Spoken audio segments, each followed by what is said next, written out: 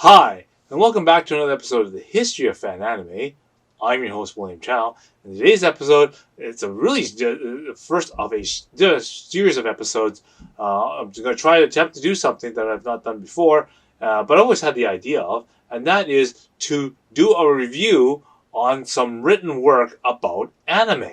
Okay, so people have been using anime to write essays, to write like theses and documents, and obviously homework assignments and that kind of stuff about anime.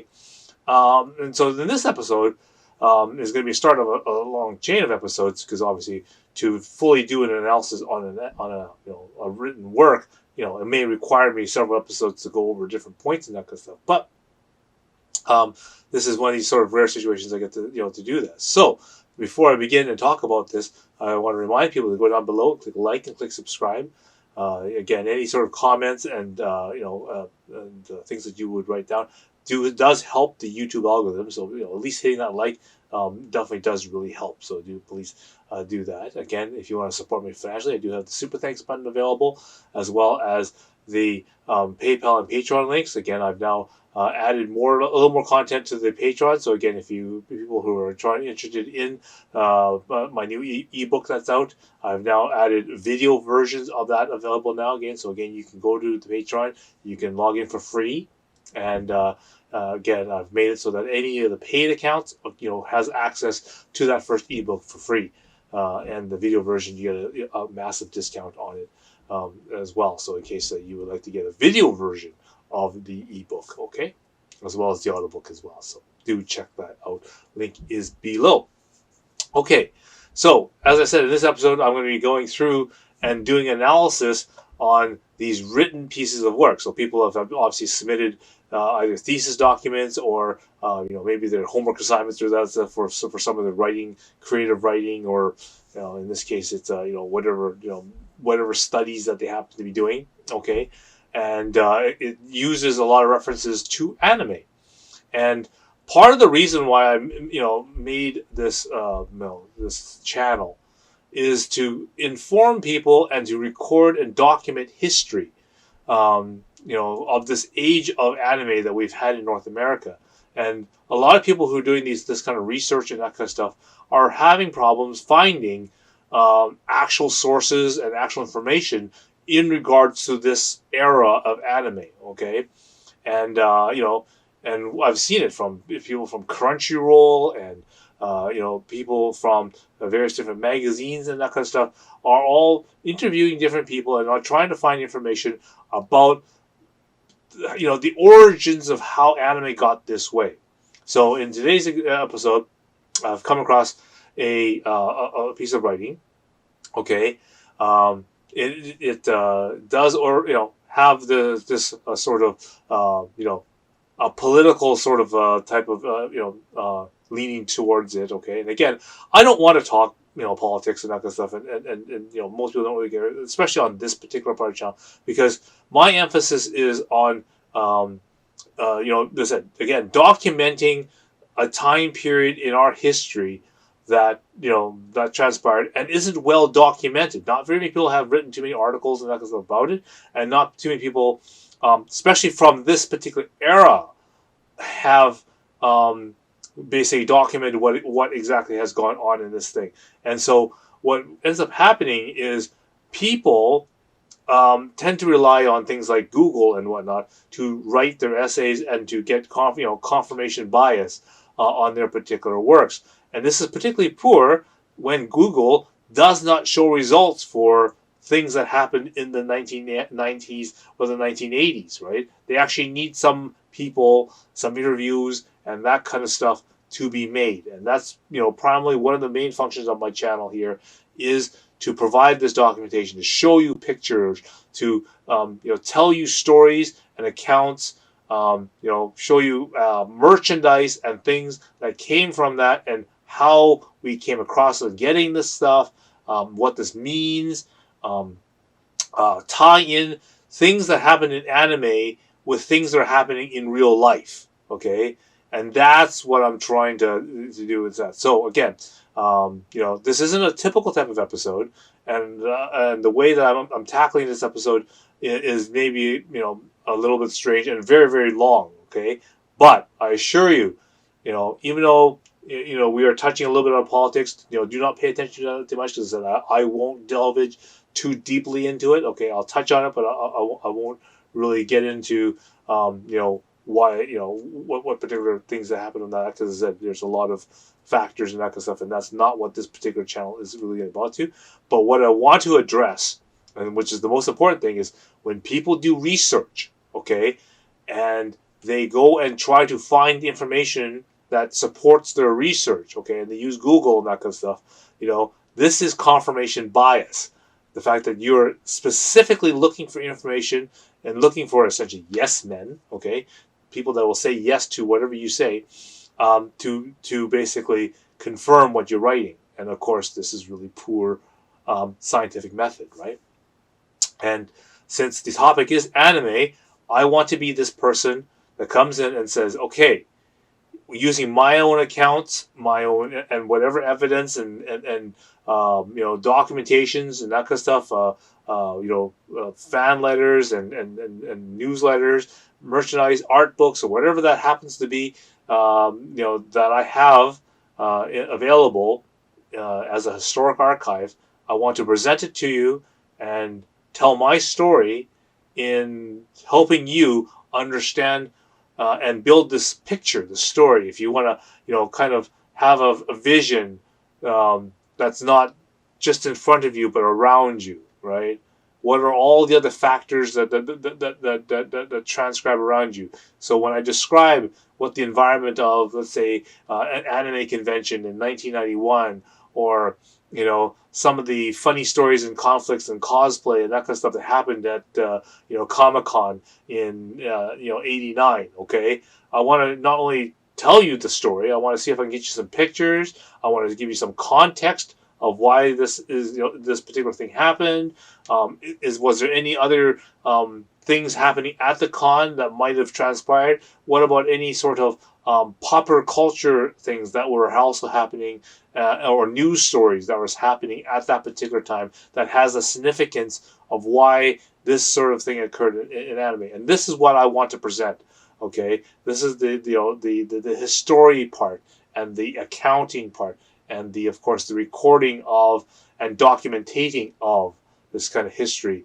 Because as I said, um, we're all getting older, okay, and if we don't tell our story, if we don't get it, told in and documented, then we may become people like Carl Masek, Don Yee, Torrance Smith, all these people who are pivotal members of the anime community, but they're no longer around anymore, and they can't tell their story, and and all the things, whether or not good, bad, conflicts, their opinions on stuff, on how they handled things, and all the inside stories that we can't find on Google, and people didn't post on any sort of form, gets lost.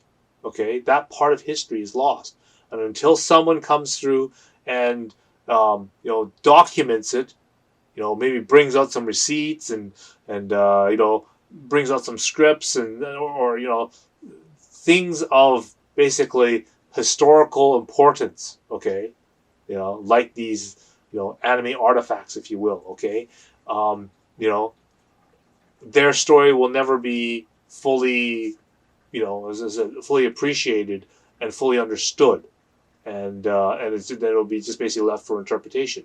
And one good example I just did a few episodes ago is the story of the most mysterious song on the internet. Okay, the mere fact that it is highly possible that most members of the band who wrote that song are no longer around. Even the producer that probably made that thing is probably, maybe, possibly no longer around. And with that, it may be very impossible to find out who exactly wrote that song and where it came from and that kind of stuff. And it may be just one of those untold, basically unsolved mysteries, right? And in this era, at this particular time, there should be no excuse for these untold mysteries or unsolved unresolved and unsolved anime things in history. Because as I said, we are still very, very young. As I said, we have entered a year of 40 years of anime in North America here. We should be able to have and document our own history and be able to do that, because as I said, we're not that old yet. Not that old yet, so let's get that. Okay, so anyway, I apologize for such a long opening. But yes, so here we're going to be in. I'm going to break this up into smaller episodes, and I'm going to kind of spread them out so that it's more digestible, and people can think about and do the different things rather than one big, huge 5-hour, 6-hour long video. Okay, so I'll break it up for you. All right. So without further delay, let's begin. As the anime industry in America cannot be disassociated from its fandom, which has actively contributed to the pirated distribution of anime since the 1990s, anime fandom has never had to be empowered by the anime media industry in the first place, considering it had built most of it itself. Okay, this is a true statement, actually, and it's good that you make mention of this, because one of the things that obviously a lot of feminists tend to do is they entitle themselves, right? They think they deserve anything. Again, no one deserves nothing. Respect and everything that has to be earned. Okay, but what she says here is very true. Okay, the anime industry, the industry of anime, okay, can't be disassociated from its fandom because a lot of the fans of anime, okay, they went straight to Japan to get the anime, right? It was only the commercialization, through U.S. companies to basically license and to distribute the anime to the masses, okay. But those fans were always way ahead of the commercial companies. They were ahead of them in terms of knowing which animes are going to be good. They were able to get the things like Laserdisc stuff way farther ahead. I discussed this in several of my episodes, and I refer to this to as the shelf life, or the shelf life of a fan sub. It's basically the lag time between when we get the fan subs done to when the commercial companies actually catch on and figure out that this is something that we release. Okay, but the reason is also that a lot of the people who are in these commercial companies are fans themselves. Trish even admits that she is a fan of anime, right? And Robert Woodhead is a fan of anime. He took the money that he made using wizardry and made a company called Anime-Ego to license anime, and he did Vampire Princess Mew and Orange Road and all of their stuff. Again, anime that he wanted, right? And the companies paid attention to what the fan subbers were doing, because they were essentially doing market research for these companies for free. Okay, so if an anime does really well, then the company goes, hey, these guys are fan subbing Orange Road, and everyone's talking about Orange Road and how great and awesome it is. If we didn't do that, and people didn't know about Orange Road, or and no one talked about it, it very well would have went the same way Touch would. Everyone was following Maison Nakaku, and they would license that, and then Anime-Ego would probably go on and license something else. Okay, and then we would never have Orange Road as quickly as we did. But because of the way I found Orange Road, and I fan subbed it really early, basically by 1990s, I had all the Orange Roads fan subbed, and so Robert Woodhead and Anime-Ego said, hey, this seems to be a big thing. A lot of fans seem to like it. So by 5 years later, 1995, they finally started getting some Orange Road out, and so this is that exact same situation, right? And they comment that actively contributed to pirated distribution of anime since then. And again, they refer to it as pirated.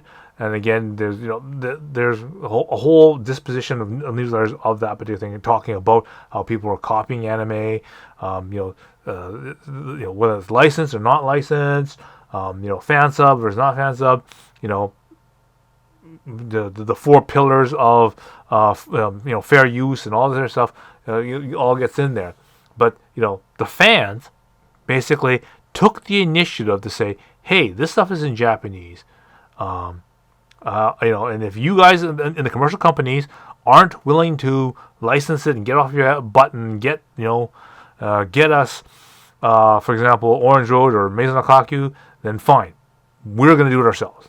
More of this, it's my way or the highway attitude. Now, of course, now it's just pertaining to anime, right? So if you guys aren't going to do it, then fine, we'll take the initiative.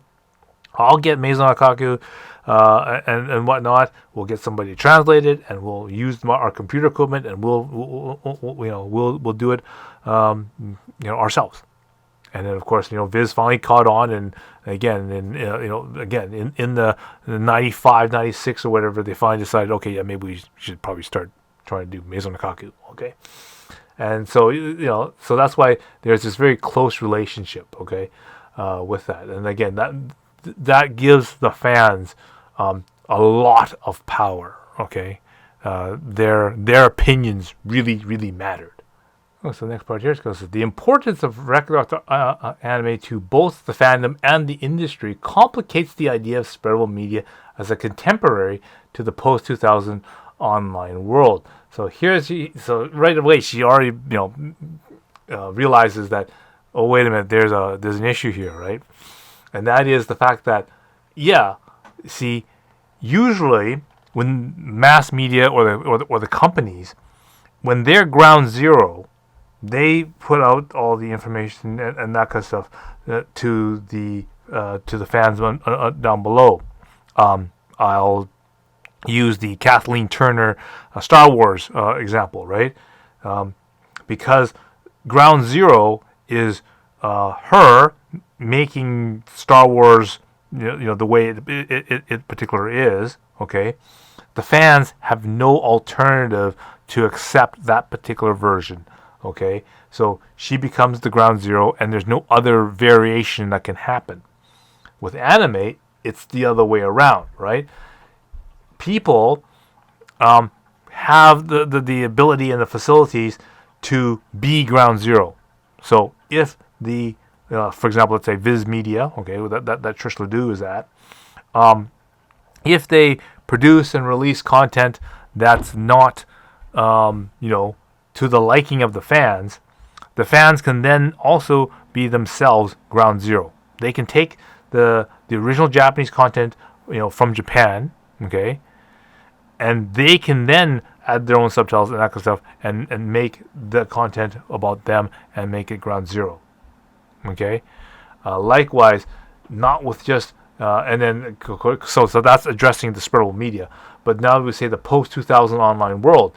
The problem is that as comment here, anime rec.arts.anime starting about 1995 started going downhill. People stopped using it, and the reason is because now Windows 95 came in. So with the advent of technology, the cheapening of computers and home computers and that kind of stuff, so that people can start getting those at home. Dial-up services like AOL and that kind of stuff. They had free CDs in computer magazines where you can sign up for free, for a first month free or whatever, for a free trial or whatever of AOL, and that was to get people onto the internet. Okay, so that started around in 1995 when Windows 95 started coming out, and you go all going up to post 2000, so Windows 2000. So after XP and 98, now we have Windows 2000, right? So all these things have begun. MySpace pages, GeoCities pages, Yahoo groups, and all the messengers, MSN, AOL, and multi-messaging chat services and chat bots are now all available. Okay, so the usage of things like anime rec.arts, cares? No one cares about that. If the accessibility is so hard, because who in the hell, now we got a graphics interface. Now we can use the mouse. We can start clicking on stuff. No one wants to use a text-based, newsreader anymore. We want graphics. We want, icons. We want emojis and all that kind of stuff. And that's what things like ICQ, AOL Messenger, Yahoo Messenger, MSN, ICQ, a Trillion, all these, and not to include all the various chat bots like Chat Pop and all that kind of stuff, all started appearing. Okay, so the fact that they stopped using this, this type of media, this type of messaging service, right? Sure, Facebook will start phasing in soon, which is sort of going to be the new replacement of that kind of thing. But still, for that kind of content and that kind of stuff and whatnot, it basically shows that just the everyday average person can be now node zero. Content and messages and that kind of stuff can start from anybody, from anywhere. No, there isn't one authoritative figure that controls all the information and all that kind of stuff, or all the anime and that kind of stuff. It can now be any person who has the the ability to get onto one of these services, or to get online, to get even just use free AOL discs and that kind of stuff, can now get online and go where they need to get and get the information that. So that's why they're saying that there's this problem, bridging the gap, saying that this anime rec.arts was like this, and then after 2000, nobody uses anime rec.arts. So now you're gonna try to go. I'm gonna argue. Then she's gonna now she's gonna go say, therefore I argue. Okay, she's gonna postulate that there's this presence of spreadable misogyny. So basically, the ability to spread this hatred of women and the marginalization, the kind of saying that putting down the anime fangirl, okay, and on Anime Rex Anime is an agent of the aforementioned negative networking practices. So all those 7 things that she said, oh yeah, okay, Anime Rex Arts is to blame, okay. They were the thing that started it all, okay, and in part because of its long-lasting virility of its ideology. So all those things that was ingrained back in 1995. Oh, it must, they're going to argue that kind of misogyny and those 1 in 1,000 messages, and the fact that nobody's using that platform anymore, and no one wants to tolerate that crap. Okay, now we go to the 2000s, where all this new stuff occurs. Okay, and it doesn't operate anything like what that news group is. Okay, is it like until a little bit further when you get Facebook, but even something like Facebook is not really. I mean, sure, it has feeds of messages and that kind of stuff, but people have to be your friends. You have to let people in that you want in, and if they're spreading whatever negative networking practices on you, you can block them. And they no longer are spreading negative network practices on you anymore, right? Messages are now moderated by groups, right? So people will create a group on Sailor Moon, and if you get someone that goes on there spreading negative network practices on there, then the moderator will say, "Hey, guy, smarten up, or you're going to get kicked out." And that's what happens. You see, so we're now taking, a very anarchical, like unpoliced, people using pseudonyms and all this other stuff, very anonymous and all that kind of stuff. Now we're taking it to a system that is policed, that is moderated. This kind of stuff is not tolerated. Okay, people can be blocked, can be removed. Membership is required. They even have questionnaires on Facebook and that kind of stuff of, are you a bot? Are you a robot? Are you, are you actually really an anime fan and things like this? There are many sort of groups and that kind of stuff that occurs, but like literally anybody who signs up can create their own groups. So you no longer have this technological divide, this social technological divide that you have in the 2000s.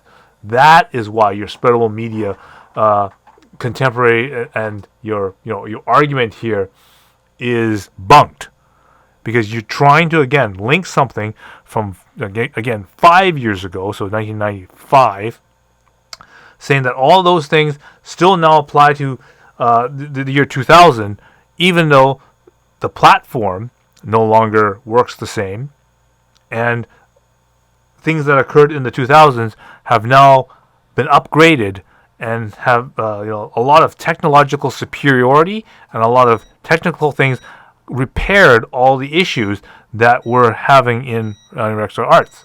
Okay, but you don't mention any of that in your article here. You just say, "Oh, I'm arguing that the presence of such misogyny is caused by the fact that it originated from rec.anime, and it's gonna be long lasting because of its ideologies." Okay, so what you're basically saying is, quite actually against the what you call it, mimic logics. Okay, again, you even said it, right? So that is the Darwinism. So basically, here we have something that works, but it has all this problem of negative networking and practices and that kind of stuff. So if this thing has all these so-called problems, all right, you're just saying that it's just gonna be transferred on to the next rendition or whatever, right? Past, like a virus, right? So you're calling it spreadable media, okay? But you missed the mimic logic, okay, part of it, which is living things evolve, okay? They adapt to the environment, which is the changing technology. When new things occur in technology, it gives you the ability to do new things. So now we have computers that are faster, they have more processing. In our case, we have so much processing power now that we can use AI to do a lot of the things that we normally have to do manually before. Memory storage is way bigger. We now have the ability to now, like Anime Rec Arts was a non-graphical interface. We now have, in the 2000s, we now have graphics. Okay, so we are evolving. Okay, using as the word you say, mimic logic. Okay, when you have something that's worth keeping, and that you're going to apply changes and apply comments and apply your thing to it, why not apply technology? Why not apply things that have upgraded the upgrades that technology affords you? So all of a sudden, now we can add pictures. We can add now moderation. We can divide we organize the groups according to to people's interests. Okay, the control no longer is with the system administrator and these very few people who control the archetype of the news group. Okay, people can now make their own. They can police it on their own. They can control their own content. People can now be ground zero. Okay, so what you've done is you've assumed that things cannot evolve. They cannot get better. Improvements by the technology makes improvements on the actual media, right? That's like saying, well, since we used VHS tapes in 1995, we still must use VHS tapes in the year 2000. No, technology now says, hey, we got DVDs. We can make clearer copies of things, media now. So we don't need to use VHS tapes anymore. We can now use DVDs. We can now record on DVD-Rs. Okay, resolution's higher, cleaner, easier to duplicate. Why not use better technology when technology is there? That is also a property of spreadable media. Okay, the technological upgrades, and of course, you didn't compensate for that. You made a mention that this complicates the spreadable media as a contemporary to the post-2000 world, which is exactly it, right? Comparing what you had in 1995 and 2000, it is a big technological jump. And that's why this long-lasting virility of its ideologies is debunked, because the technological upgrades removes that virility. Okay. Here, the added value of negative networking theory is found in its proficiency to convey the sustained networks that allow for the durability of exclusionary discourses towards marginalized communities beyond their circulation, but rather their maintenance. What a bunch of word salad this is. This is like, let's just use big words and spam like crap to basically say nothing. Okay, so let's break this down. Okay, the added value of negative network theory is found in the proficiency to convey sustained networks. So the added value of what? Like, are we adding, net worth? Are we adding dollar value? Are we what are we doing here? Okay, the negative networking theory. Okay, so those 7 things that you're saying that obviously thing and this sort of network thing, the theory that you devised. Okay, so you didn't even define your theory of the thing. So somehow you're adding value. So what you're adding weight. So these 7 things that happen, these bad things, the 1 in 1,000 messages that you proclaim to be the problem, you're going to add more value to that by what? Adding more messages? Adding more weight? What are you talking about here? Adding more dollar value? What are you talking about here, right? It's just, you're using just word salad here, okay? Is found in the proficiency to convey the sustained networks that allow for the durability of the exclusionary discourses. So exclusionary discourses basically are those 7 things that you say, and the marginalized communities, obviously you're saying the female fans, okay. So you're just saying that this network theory becomes really proficient, okay, because of this added value, whatever that's supposed to mean, to convey the sustained network, so the networking and that kind of stuff, even though, anime rec.arts is going down the tubes, okay, somehow, you're going to say that there's going to be these networks, or these connections somehow, okay, that allow for the durability, so these long-lasting connections with a dying news group that people are stopping using, okay, somehow those messages on a dying server, things that people are stopping to use because they, it's a pain in the ass. I mean, you can even see by some of the posts from Stephen Pearl and that kind of stuff from 1998, even before the 2000s, right? The system was dead. Okay, you got guys posting in the New York Times that Usenet is dead. Okay, and it is. I mean, it had a good run, but technology just outlasted it, and no one uses it, right? So this sustained network, as you say, okay, what are you talking about? You have not provided any technical information, especially pertaining to how you're supposed to, take messaging and that kind of stuff from rec.arts.anime and projecting it onto these new mediums that didn't exist in 1998, didn't exist in 1995. How are you projecting these messages over? Are you saying it's like Google Groups or something? Because nobody uses Google Groups, right? At this time, that wasn't the thing that people were using. Yahoo Groups didn't transport messages from rec.arts.anime.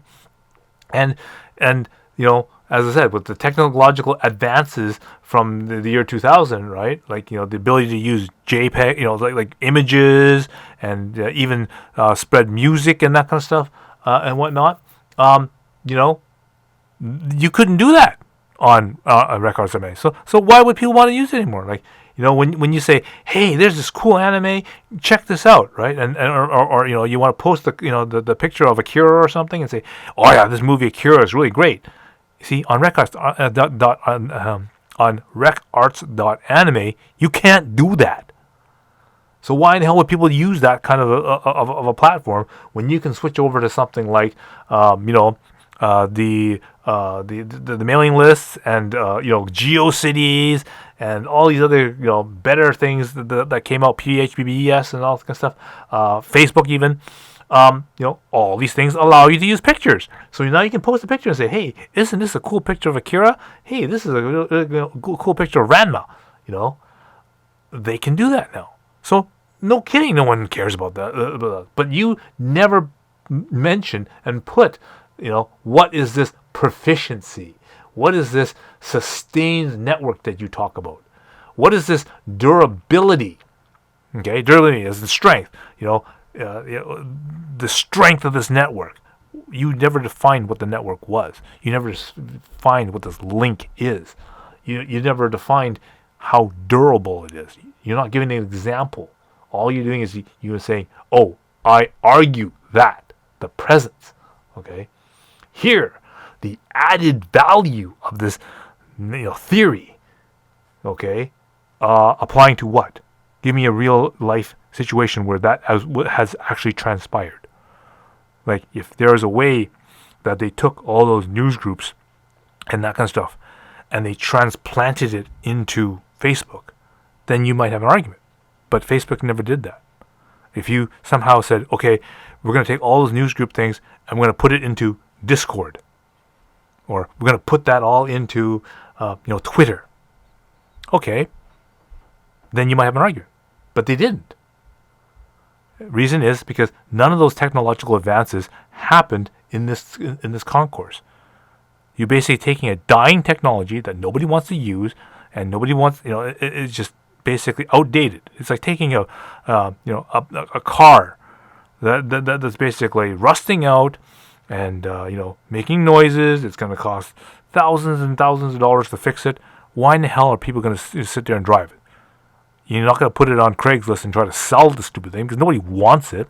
It's going to cost too much money to do anything with it. So nobody wants it. No one cares. They just go out and get something new, right? The new and the greater, better, better and greater, right? Less hassle, more features. Why in the hell you want your beat up car that has the wheel that you have to roll down the windows? No. I want the car that now has power windows, power transmission. I want an automatic. I don't want the stupid stick shift and stuff in this old car. That's rusting out. And whatnot. That old car didn't have air conditioning. This new car has air conditioning. So you're going to try to say that, oh, well, all the networking and all the things that made that old car is going to be put into the new car. No. All the crap that was wrong with the old car is going to die with the old car. Okay? People are going to go brand new, start all over again, and do everything brand new with this new one. There is no carryover of this durability of these exclusionary discourses. Sure, the people, okay, the odd person here and there or whatever could be moved from that sort of discourse, of course, okay, and that could be your, exclusionary discourses towards marginalized communities beyond their circulation, but their maintenance. Okay, so sure, the forum's now gone, so the whole entire social linking and that network is all gone. Okay, because you haven't proven that, and you haven't given an example of how that would work. And I in this in this technical networking type of field and in this technological field, I cannot think of an example of that occurring, but maybe you can. Who knows? But yes, the people then migrate onto these new servers, onto these new chat medians and that kind of stuff. And sure, if they have misogynistic tendencies or negative networking ideas and that stuff in their mind, well, then they can be now controlled. They can now be blocked. They can now be removed off your news group. They can now be policed. There is no total anarchy anymore. Okay? People can now control that kind of thing. You can now control the users and you can control your content. You can create your own content. Okay, that was something that you couldn't do with rec.arts.anime, that you or any of the news groups for that matter, that you can now do in this new modern era, 2000s. Right? You can create your own website. You can sign up for MySpace for free and get a MySpace page, and you can write whatever you want on that. And you can close it off as a blog so that nobody else can post stuff. No one can add on to your internet. You will be forever ground zero, right? You can spread whatever, spreadable media out of whatever your space is from that. You can have some guy or whatever that wants to spread negative networking or whatever you want to call him in his own little space over there. Fine. Okay. Freedom of speech, right?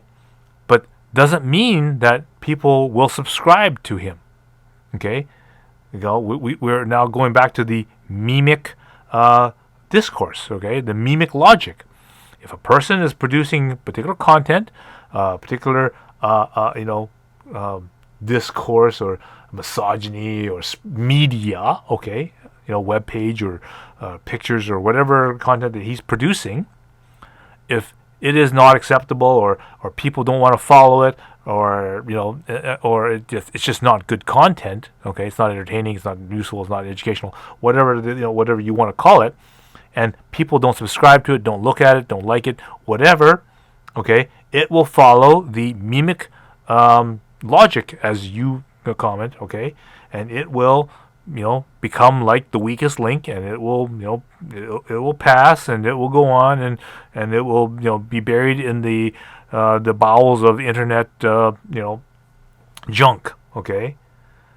Whereas other stuff, okay, if it is of useful content, if you do make a nice GeoCities page or a nice MySpace page, and people want to go and go there, get good information or whatever, then it will survive. It will perpetuate. People will share the links. People will hit like. People will hit subscribe. All these other things will happen. Okay, and it will grow naturally. Okay, so this is how things, shall we say, are maintained. Okay, so and. Not only is it being maintained, it's now being recirculated again. Okay? So, in general, if it's positive, if it's useful, it's that kind of stuff, and it gets circulated as a ground zero, and people, buy into this, then great. That's what you have. You have new circulation. You don't have maintenance anymore. Right? You have new sources of circulation. And that is what you fail to realize in this thing. Technology has allowed more people to be ground zero, to create their own content, to create their own media.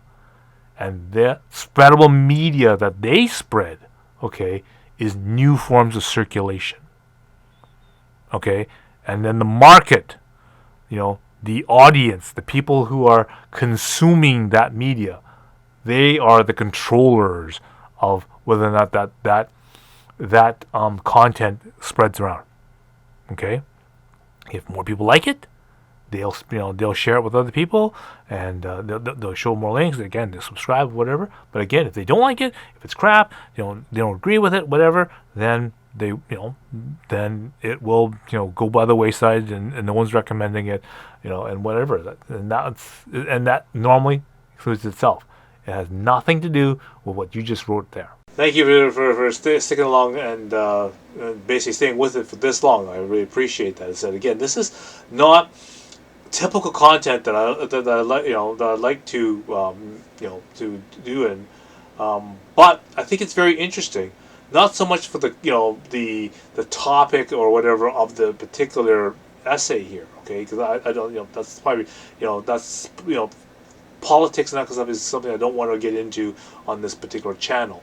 But again, the importance of is correctly documenting events that happened in the past, especially in this very important golden era part of anime, and making and setting the record straight.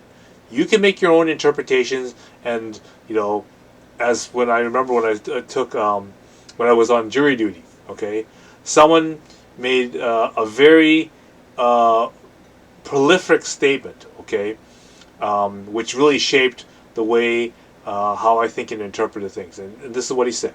You can choose to not believe, partially believe, total believe, none, some, or all of the evidence.